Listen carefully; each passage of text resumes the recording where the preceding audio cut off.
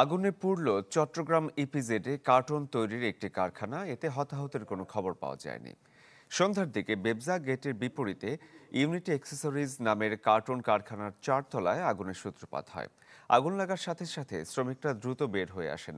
Fire সার্ভিসের 8টি ইউনিটের পাশাপাশি আগুন নিয়ন্ত্রণে যোগ দেয় নৌ ও বিমান বাহিনীর 2টি ইউনিট। 2 ঘন্টার চেষ্টায় আগুন নিয়ন্ত্রণে আসে। আগুন লাগার কারণ জানা যায়নি। এদিকে গাজীপুরের শ্রীপুর পৌর শহরে আগুনে পুড়েছে 5টি দোকান। যখন হুইসেল বাজে হইলো তখন আমরা হুইসেল শোনার পরে আমরা নামিয়ে আসলাম, বাইরে চলে গেলাম। ফ্যাক্টরিতে যখন আগুন লাগে তখন ফ্যাক্টরির কর্মকর্তারা কর্মচারীরা সবাই ফ্যাক্টরিতে ছিলেন এবং তারা নিরাপদে ফ্যাক্টরি থেকে বের হয়ে গিয়েছে। প্রায় 2 ঘন্টার চেষ্টার পরে আগুন এখন নিয়ন্ত্রণে আনলো। 8টা 15 মিনিটে নিয়ন্ত্রণে আসছে।